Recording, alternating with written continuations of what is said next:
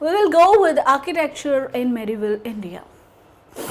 So in the last class, when I was talking about the Vijayanagara school of architecture, I told you there was advent of Islamism in the Indian subcontinent.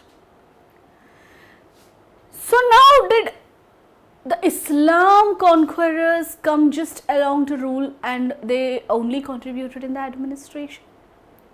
Not true. They touched every part and every aspect of Indian culture. Along with the existing architecture and art and sculpture, they too added their own elements in the Indian architecture. So that we can see in the medieval India, the Indo-Islamic style of architecture. In the south, you can see this Indo-Islamic style of architecture in the Vijayanagara, where you had the influence of the Nizams, the Bijapur Sultans, the Mughals, and also the Portuguese also helped in developing the Indo-Sasanic style of architecture in Vijayanagara style of architecture, especially in the regions of Goa. So, with that introduction, let us see how the Islamic rulers brought in more richness to the already rich architecture, art and sculpture of India. So let's begin with the chapter, the architecture in medieval India today. Look at the amazing structure here. It's in Pakistan today. Is it anywhere similar to our stupas? Anywhere similar to the temple architecture or the cave architecture we saw till now? Are the colors different? Aren't the architecture different? Aren't the material used different? So you find a lot of difference here, a lot matlab a complete overall of architecture in the Indo-Islamic style of architecture. It was a lot more grandeur. There was no much sculptural,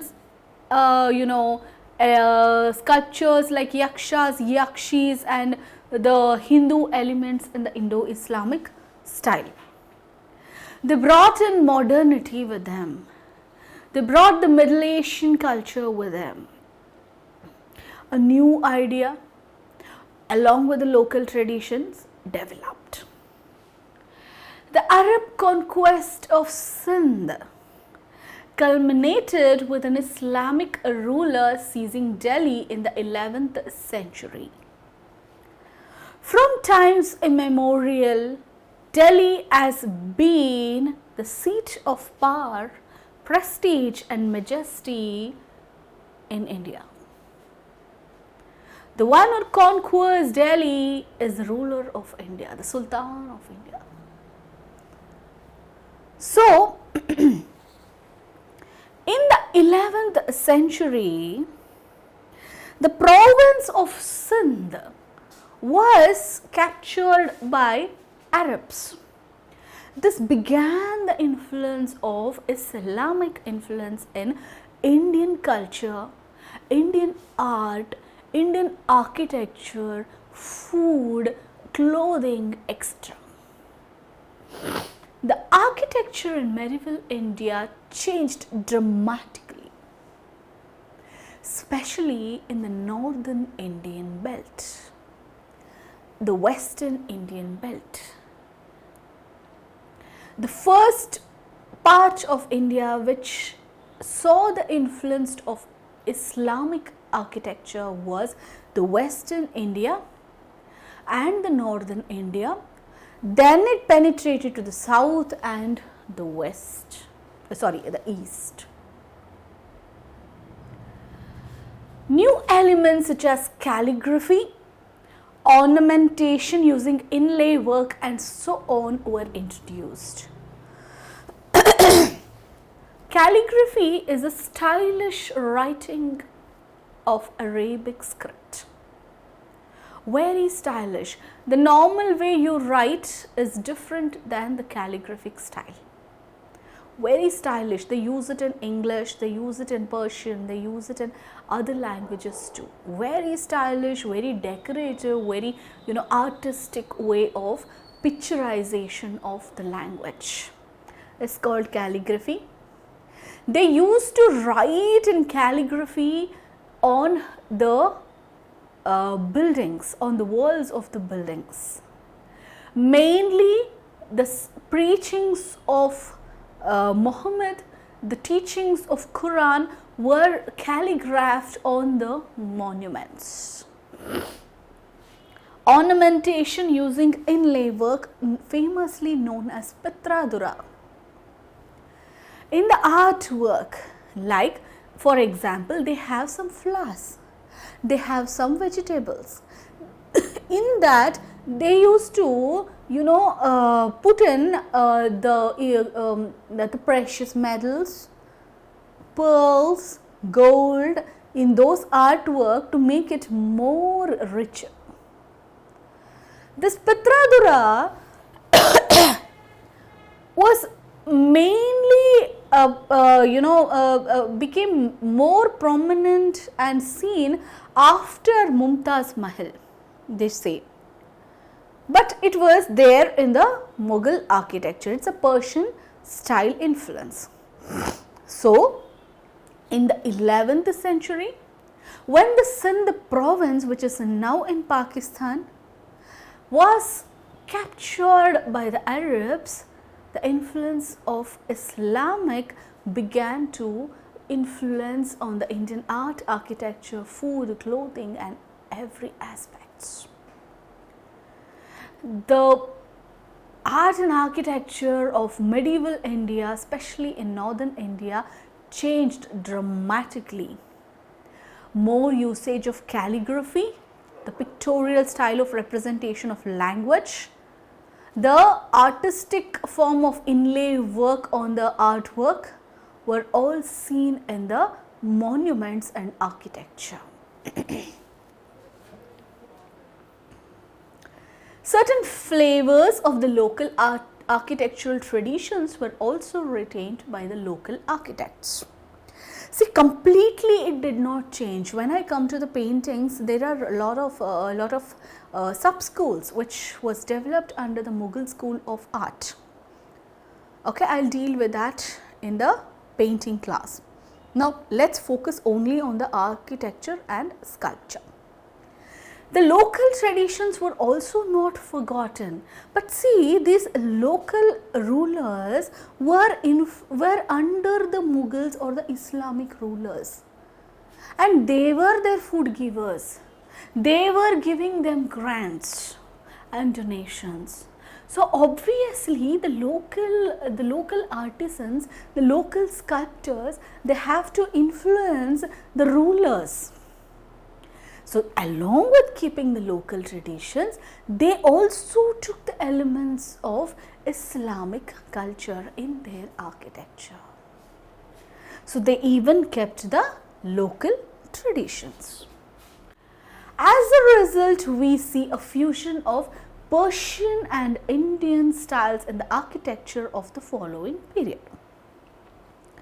So I would say it is completely wrong to say only the Islamic culture came to India, but the blended with the local traditions is the correct way of saying the type of architecture which developed in the medieval India. So they artistically blended the Islamic or the Persian influence along with the Indian local traditions. As a result, it is referred to as Indo-Islamic architecture or Indo-Saracenic architecture. So, it is simply called as Indo-Islamic or Indo-Saracenic architecture. So to brief it all, the Arab conquest brought in the Islamic influence in the Indian architecture. So along with the local traditions, they also kept the Islamic influence in the buildings and the architecture, and it famously became known as Indo-Islamic or Indo-Saracenic architecture.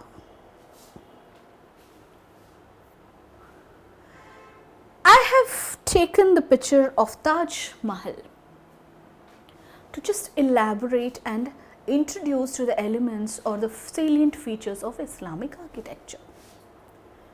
So look at the Taj Mahal here. You have an onion dome. Onion dome.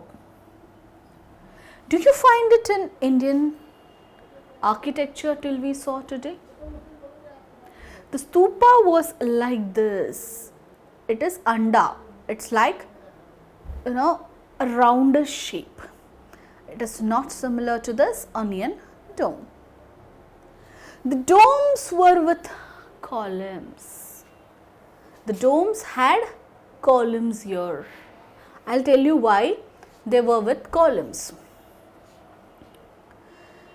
Mostly the northern India and the western India and the area from which they came from, that is Persia and the Arab and the Turkish region, they are dry and hot.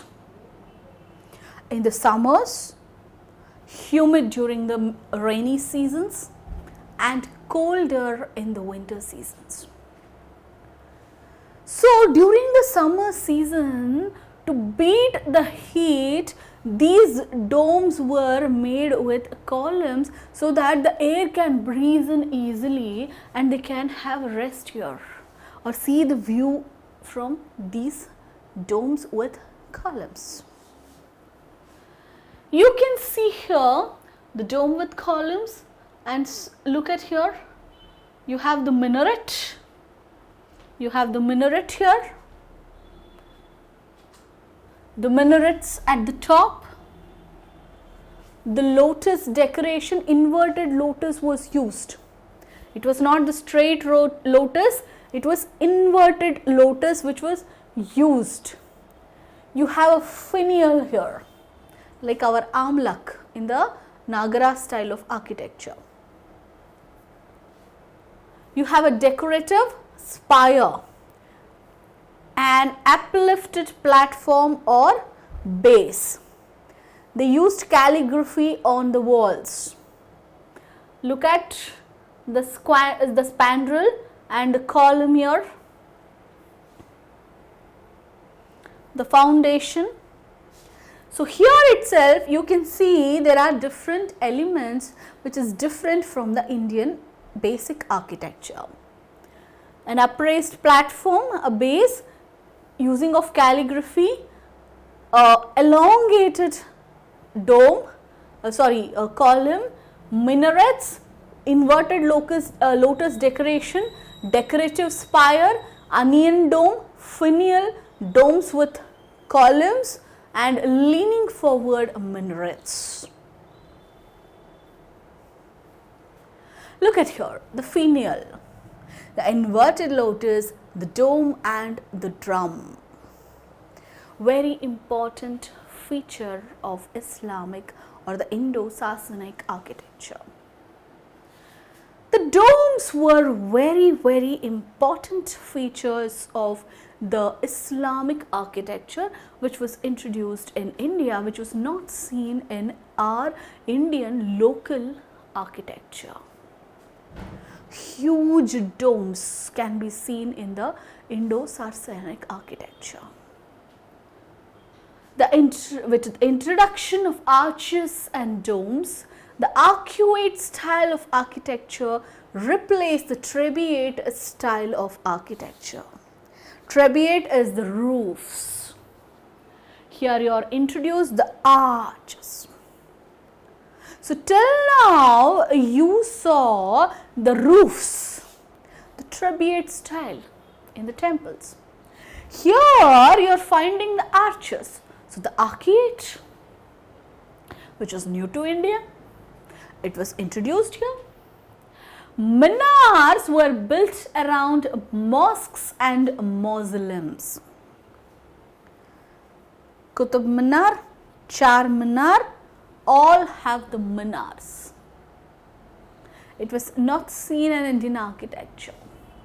We only saw the mantapas, the shikaras, the vimanas and the other features, not the minarets, not the domes. During building, the mortar was utilized as a cementing agent, which was not seen till now. We were using bricks, we were using the stones and the rocks. Mortar was not used. See, these are multiple statement questions which they might ask you in UPSC prelims, and you should be aware. They brought in calligraphy, they brought in mortars, they brought in patradura, they brought in the arcuate style of architecture, they brought in the minars and domes. Please give attention to the minor details, because you will be asked in multiple statement questions, and if you choose one statement wrong, you will be having the negative marking. During the architectural process, no human or animal figures were used. I'll tell you why. Human and animal figures were not used in Indo-Sasanic architecture, because Islam forbids using human and animals on the architecture. That's why they have not used human figures as was used in the Buddhist and Hindu architecture of India. Animals were also not used in the architecture as Islam forbids it. So these are some features you have to remember in mind. In the statement, if they ask human figures were used, wrong. Animal figures were used, wrong. So please keep in mind, human figures and animal figures were not used in Islamic architecture. So please remember this picture. The finial was introduced at the top, like our amalaks. Inverted lotus was introduced, dome and a drum for the dome was introduced. Look at the calligraphy here. Last class we saw the Hoysala architecture, Pallava architecture, Cholan architecture. There you saw the sculptures, the yakshas, the mithunas and the dwarapalas engraved on the walls. But here you find calligraphy, leaves and other seeds or fruits and all, and patterns, geometrical patterns are seen on the walls. This is the speciality of Indo-Islamic architecture. So let's see calligraphy. It grew increasingly popular. Stylish writing, engraving on the walls of the tombs, the monuments was very famous. You might have seen such calligraphy in a different way in the edicts and inscriptions of Ashoka, where Ashoka used the preachings of Buddha to teach his people through the edicts and inscriptions. Devanama Piyadasi. But here they are using the wordings or the preachings in Quran to teach or the spread of Islam in the Indian subcontinent. So people found it very attractive. It was very unusual. So calligraphy was a bit highlight in the architecture of Islam. The Indo-Islamic architecture added spaciousness, massiveness and breadth. If you have visited Taj Mahal, Humayun tomb or any Islam architecture, you will agree with me that it was constructed over huge space, vastness, breadthness. We say the Brihadishwara temple, we say the Mahabalipuram, but you should see the grandeur of Mughals. They were the masters of the land. They had enormous land, enormous money with them. So they introduced the spaciousness, they introduced the massiveness, and they introduced a lot of breadth in the architecture and monuments. You will agree with me if you happen to visit any of the Mughal monuments, very vast, very big, very huge. The geometry was employed as a decorative motif in architecture. I told you they introduced calligraphy, they introduced geometry also in the engravings on the walls. So massiveness, hugeness, richness, breadthness. So what does it indicate? The power, the prestige the rulers had over the land. These architecture are not just pieces of art. It signifies the richness of the ruler. Why did the Rajagopuram were in competition built taller and taller? To show how great the king was, how rich the kingdom was. So please understand why they built with so much of vastness, so much of richness in their architecture. Why do you build your house with richness? To show how rich you are, isn't it? The same way the rulers were constructing to show their grandeur-ness, the richness to the people. Arabesque style of architecture. It's an element which was introduced by the Mughal and Islamic rulers here. Look at here, Arabesque design. It has stem, subsidiary stem and leaves and flowers. One main stem and there will be subsidiary stem. This design is seen in most of the monuments of Indo-Saracenic architecture. The Arabesque style, which employed geometrical vegetable embellishment, gained popularity. It was very popular and almost all the buildings used it. If you see here itself, you can see here the picture style. Along with the calligraphy, you can see here one line of calligraphy, one line of Arabic style. It was distinguished by a continuous stem that split regularly, producing a series of counterpoised leafy secondary stems. It was kind of a design. One stem, there will be substem, again a subsidiary stem, and there will be leaves and vegetables and fruits in between. In turn, the secondary stems split or return to merge with the main stem, forming a very decorative pattern. So it was very artistic and very decorative in appearance. So this is the Arabesque style. So after seeing the calligraphy, the domes and the Arabesque style, let's move on to the next, that is the Jaali art. What is this Jaali art? Please see the image. Look at the Jaali design. You can see a window or a column which is having the brick structure which is hollowed or narrowed. This is mainly for the air and shelter and for shadowiness and for the light to come in.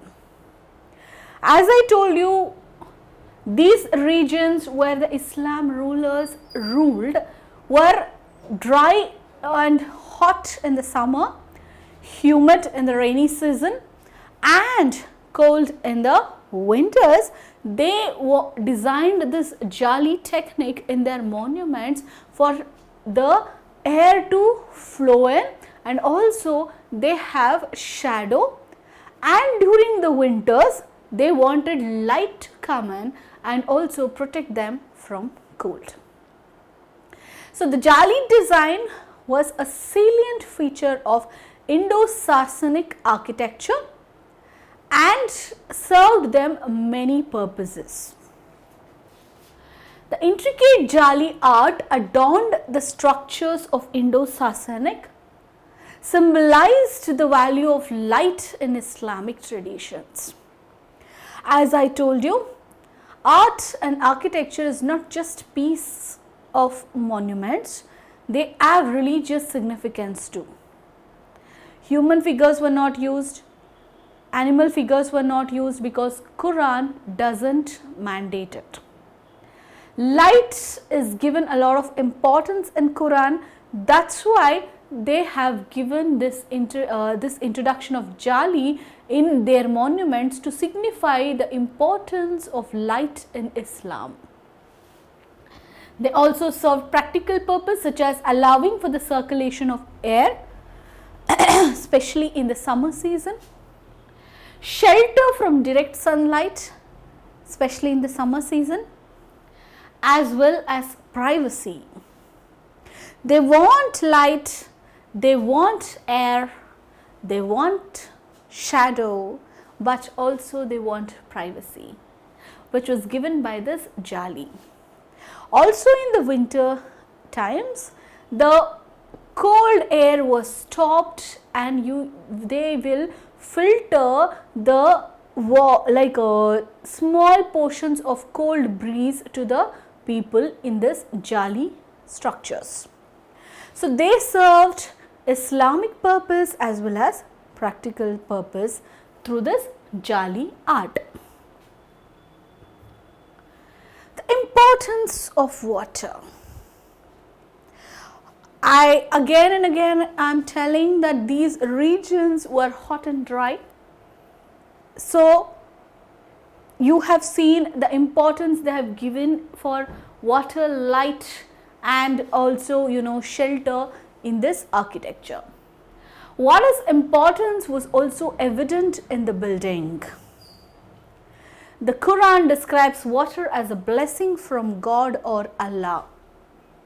So whatever Quran has taught, they have followed religiously in their architecture. Water is seen as a blessing of God or Allah.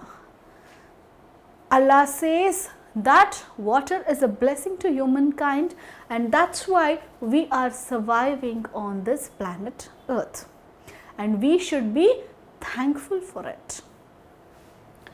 Some hadiths exhort Muslims to offer water to thirsty humans and animals. So in most of the monuments and architecture of Indo-Saracenic, you find water being part of the architecture, so that whoever pilgrims or whoever people come around this monument will not go back thirsty. Humans and animals will definitely get water from these monuments. So water was given preference. It was primarily employed for aesthetics, cooling, and religious regions. Aesthetic, water tunnels, water fountains, everything was seen so much in exuberance, like it was a luxury. It added glamour. Look at the fountains here. Doesn't it add glamour to the architecture? Cooling purpose, because Delhi will be very hot. Delhi and other regions where they ruled was very hot and dry during the summers. So they were also acting as cooling elements for these architecture. religious reasons, because Islam said and gave preference for water as blessing of Allah. So the last feature and this feature shows how they were religiously inclined. The Jaali hut showed that light was very important element of Quran. So they used it in their architecture. Water is called as blessings by Allah, so they incorporated in their buildings. Of course, the practical purposes were different, like for cooling effect, for shelter purpose, for aesthetic purpose and other practical reasons. But how religiously they followed their religion in their architecture can be seen through these features. The Charbagh style. If you see the picture here, Charbagh, 4 directions and 4 parks. In between there goes a fountain and a lane. This is one of the salient feature of Indo-Saracenic architecture seen in most of the monuments there. It's a Persian style garden layout in which the main building is put at the center of a quadrilateral garden, divided by walkways or flowing water into 4 smaller parts. If you see here, I'll explain you. This is a bigger monument. In front of it, there is a fountain, a circle kind. There goes 4 different paths in 4 different directions, and you have gardens there. So it gives way for tunnels and water to flow through all the parts of the monument, and also an elaborate garden. So it's a Persian method. It was brought to India by the Mughals. The Mughals were the one who brought this Charbagh method or Charbagh gardens to the Mughal monuments. You see them in Humayun's tomb and Taj Mahal, most famous examples of Charbagh gardens. Very famous in the Mughal architecture. If in the multiple statement question or a single question, they ask you who brought or introduced the Charbagh style in the Islamic architecture of India, please mention the great Mughals, because they were the one who brought the Charbagh method. So the division of medieval Indian architecture period. As we see the different categories in the southern and the Dravidian style of architecture, we also see the different contributions of different dynasties and rulers in the Mughal architecture too.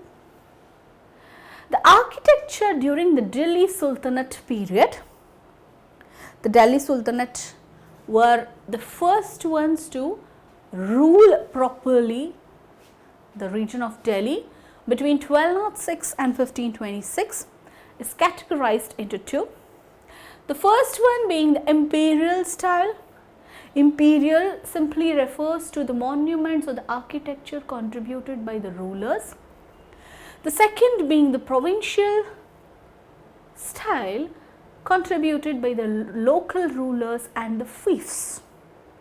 So 2 main style, that is the provincial style and the imperial style. Imperial mainly by the rulers and the provincial by the local rulers and the fiefs. The imperial style of architecture, it flourished under various dynasties. You people all know, like connect to the history, Delhi Sultanate is not just a single dynasty, it has different dynasties who have ruled. The Mamelukes, that is the slave dynasty, Khilji Dynasty, Tughlaq, Lodi style. So all all these dynasties added their own monuments and features in the Indo-Islamic architecture. So, two styles of architecture developed in the Delhi Sultanate period, imperial style and the provincial style. Look at the Arhai Din Ka Chopra. It was a contribution of Mameluke or the slave dynasty. The existing Hindu buildings were remodeled at this time. See, when the Delhi Sultanates came and established their throne in Delhi, there were already Hindu rulers ruling the Delhi region. So, the Hindu monuments were already existing. So, the Mamelukes or the slave dynasty rulers just remodeled those Hindu temples or monuments to the Islamic style. The Qutub Minar was one of the constructions constructed at this time. So, Qutub Minar is the contribution of this Mameluke or slave dynasty. Example, Quwwatul Islam Mosque, which was converted from a Jain temple in the Qutub Minar premises, Arhai Din Ka Chopra and so on. Means the Qutub Mosque was a Jain temple before and it was converted to the mosque in the premises of Qutub Minar.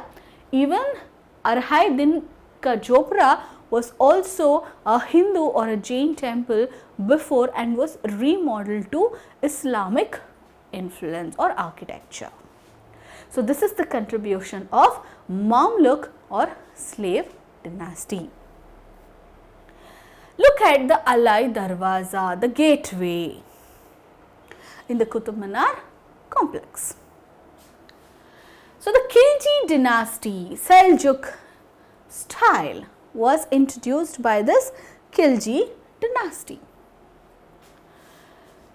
This time saw the utilization of red sandstone. Look at the Alai Darwaza. You can see the usage of red sandstone here all over. Look at the arcade column. Look at the dome here. Look at the Jaali structure. Look at the calligraphy. Look at the Arabesque style. When the arcuate style of construction originally appeared, the mortar was utilized as a cementing material. Alai Darwaza, Siri Fort are examples of this Khilji dynasty. The arcade style was seen. So, the usage of red sandstone started during the Khilji dynasty. Now, let's see the contribution of Tughlaqs. Because it was a moment of architectural crisis, there was less construction efforts by the Tughlaq dynasty. You saw the administration of the Tughlaqs. Please go back to your history, how they shifted the capital from Delhi to Daulatabad and from back to and fro, and what circus they did. So, it was a time of architectural crisis and not much monuments were built. The Bathar technique of wall construction was adopted. It's a very important method used by the Tughlaq dynasty. It had sloping walls to provide the building extra strength. If there was a building, there was sloping wall constructed against it to protect it from falling or destruction. That is called the Bathar technique of wall construction. You can see that in Tughlaqabad, Jahanpana city and Firozabad city. The Bathar technique of wall construction is seen during this Tughlaq period. Look at here, a sliding wall and there is a supporting wall in between. The breast wall and the retaining wall was there. This is called the Bathar wall technique to protect the monuments. Lodi Dynasty. Now, what contribution did the Lodi Dynasty do? Not much, but they were famous for building the graves. Only graves were built during this period, although the idea of a double dome was established. Batter wall technique, Tughlaq dynasty, double dome technique by Lodi dynasty. It diminished the building's interior height. So, you are using double dome, then it will diminish the height of the interior building. During medieval India, the Bengal school was a provincial school of architecture. In my last class, I told you the Pala school of art. The Bengal style of pillars and arcade structures and domes were used by this Islam rulers. The other provincial schools were Jaunpur school, Malwa school and Bijapur school. Lodi gardens, the city of Agra, were constructed during the Lodi dynasty. So, the double dome technique was used by this Lodi dynasty, and they also were famous in building graves. Many provincial schools developed: the Bengal school, Jaunpur school, Malwa school and the Bijapur school developed during the Lodi times. So, these were the contributions of the Delhi Sultanate to the Islamic architecture. Let us see the Mughal architecture. The Mughals brought in the Pitradura, the Mughals brought in the Charbagh technique also. They were excellent art and architectural supporters. They were excellent architecture and art supporters. The architecture regained its prominence under them as the new structures such as Taj Mahal, Buland Darwaza and others were constructed with tremendous vision and aesthetic flair. So, the Delhi Sultanates, the Khiljis, the Tughlaqs, the Lodis, the Mamelukes all contributed. But during the Lodis and the Tughlaqs, it almost deteriorated, which was again re-established by the Mughals. They built in Taj Mahal, Buland Darwaza and many monuments. The famous rulers under whom the Mughal architecture flourished were Babur, Humayun, Akbar, Shah Jahan, Jahangir, Aurangzeb, Muhammad Alam Shah. Of course, during Aurangzeb, there was no much, huge monuments constructed, but he also did construct some. But the main builders were Babur, Akbar, Humayun, Shah Jahan and Jahangir. The Deccani style of Islamic architecture. When I was talking about the Vijayanagara school of architecture, I told you about the Bijapur Sultans. The Bijapur Sultans architecture influenced the Vijayanagara school of architecture. And that Bijapur school of architecture was developed during the Mughal times. And that is called as the Deccani school of architecture. The Deccan plateau was home to the Deccan Sultanates. So, the Arab conquest gathered in the Islamic influence and it slowly penetrated South India and they established the Deccan Sultanates. Their architecture was regional variation of Indo-Islamic architecture. So, they took in local flavors along with them. Along with the Mughal influence, Delhi Sultanate influence, they also developed their own style of architecture. The Bahmani monuments at Gulbarga of Karnataka, Bahmani Bharit Shahi monuments at Bidar of Karnataka, you might have heard about Gol Gumbaz in Bijapur of Karnataka, they are all the Deccan architecture. The Adil Shahi monuments at Bijapur, Karnataka, etc. are some of the examples of the Deccani style of architecture, which had this Islamic influence.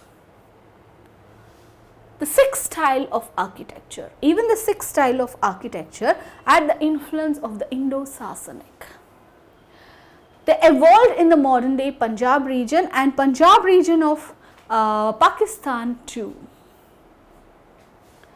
If you see the Golden Temple, you can see the influence of this Indo-Sasanic, heavily influenced by the Mughal architectural style.